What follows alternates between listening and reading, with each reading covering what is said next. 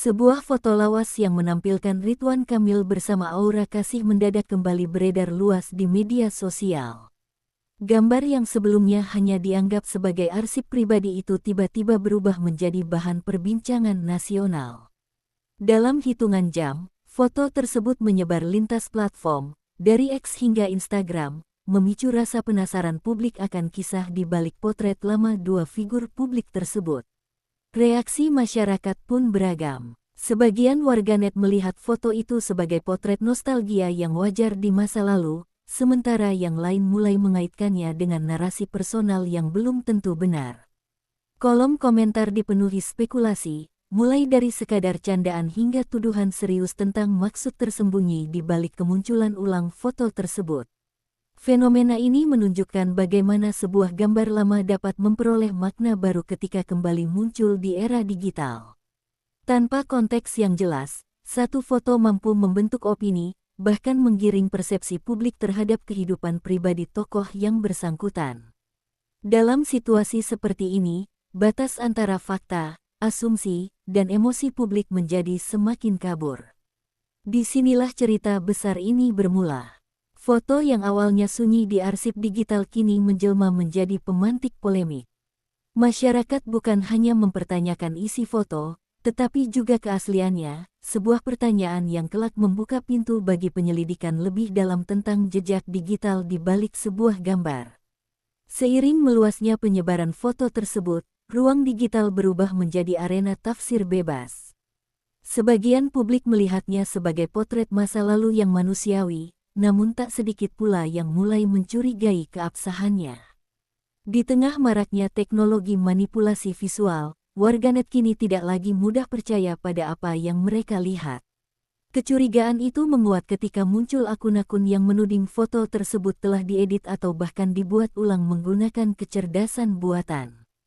Istilah seperti AI generated, deepfake, dan rekayasa visual bermunculan di lini masa, meski sebagian besar klaim itu disampaikan tanpa dasar teknis yang jelas.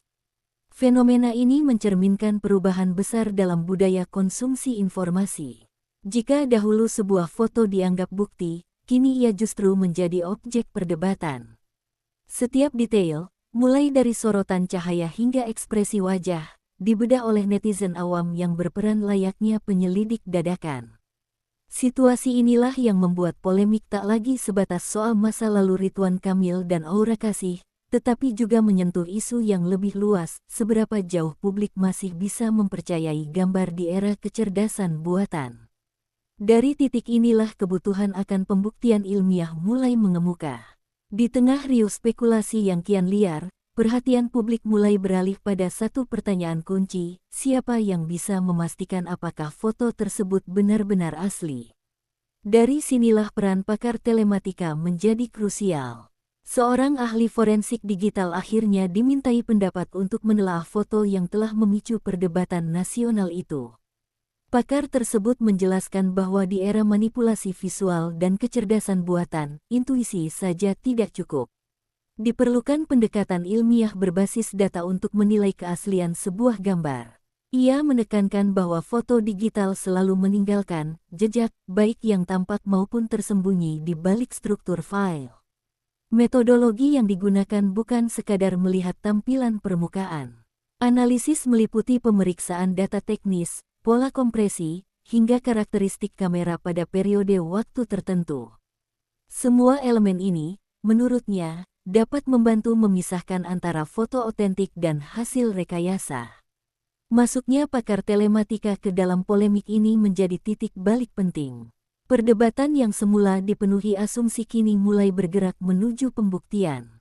Publik pun menanti, apakah sains mampu menjawab rasa penasaran yang telah terlanjur membesar. Setelah foto tersebut diterima oleh tim pakar, proses pemeriksaan pun dimulai secara sistematis.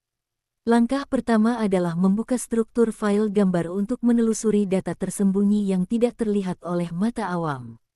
Dari sinilah para ahli mulai membaca bahasa mesin yang tersimpan di balik setiap piksel. Pemeriksaan difokuskan pada metadata atau EXIF, yakni informasi yang merekam waktu pengambilan, jenis perangkat, hingga parameter kamera. Meski metadata bisa dihapus atau diubah, keberadaannya tetap menjadi petunjuk awal untuk memetakan asal-usul foto tersebut. Selanjutnya, pakar meneliti pola kompresi dan karakter noise pada gambar. Setiap kamera memiliki ciri khas tersendiri dalam memproses cahaya dan warna. Jika foto merupakan hasil manipulasi atau generasi AI, biasanya akan muncul ketidakkonsistenan pola yang sulit disembunyikan. Tahapan ini menjadi krusial karena membuktikan bahwa keaslian foto tidak dinilai dari kesan visual semata. Di balik tampilannya yang sederhana, sebuah gambar menyimpan lapisan data yang bisa membuka kebenaran atau justru mengungkap rekayasa. Setelah melalui rangkaian analisis teknis, pakar telematika mulai menyusun kesimpulan sementara. Berbagai indikator penting diperbandingkan, mulai dari pola cahaya, gradasi warna, hingga struktur kompresi file yang mengacu pada teknologi kamera di era saat foto itu diambil. Hasil pemeriksaan menunjukkan tidak ditemukannya kejanggalan signifikan yang biasanya muncul pada gambar hasil manipulasi berat atau buatan kecerdasan buatan. Pola noise dan tekstur visual dinilai konsisten dengan karakteristik kamera digital generasi lama, bukan hasil pemrosesan AI modern. Meski demikian, pakar tetap memberikan catatan kehati-hatian.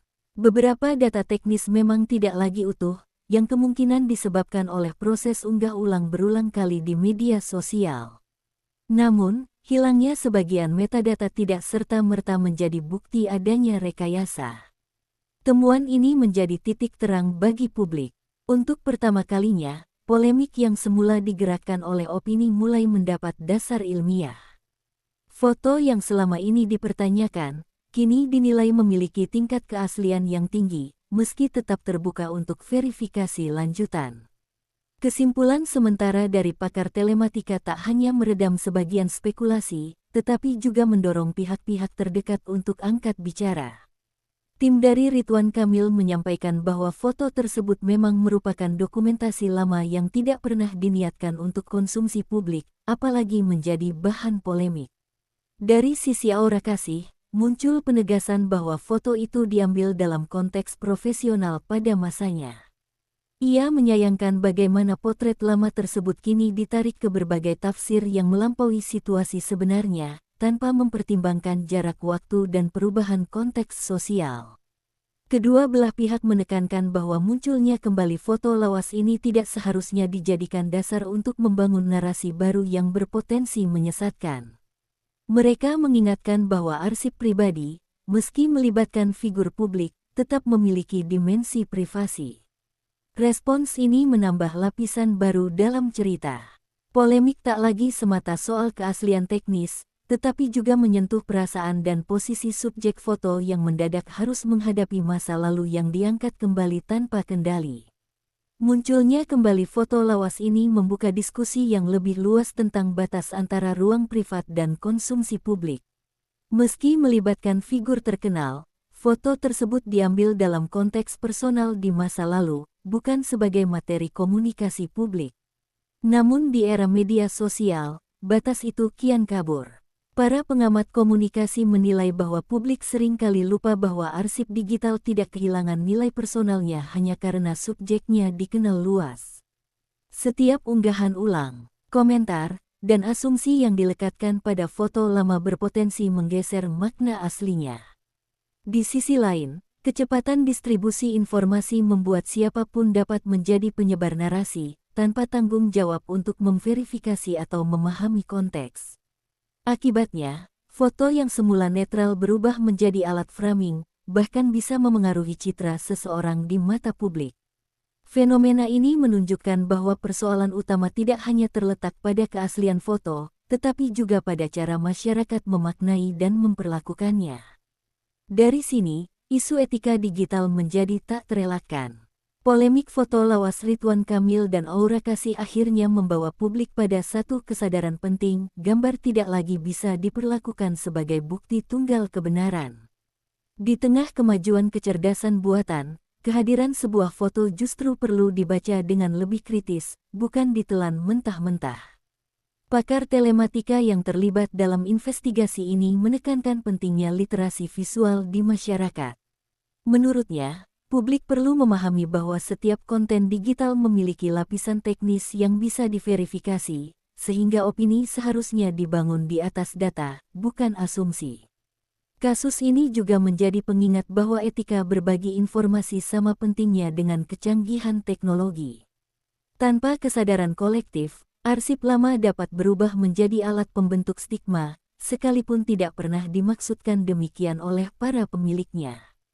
Di akhir rangkaian ini, satu pelajaran utama mengemuka, di era AI, kepercayaan terhadap visual harus diiringi dengan sikap waspada. Bukan hanya pakar, tetapi setiap pengguna media sosial memiliki peran untuk menjaga agar kebenaran tidak tenggelam di tengah banjir tafsir dan spekulasi.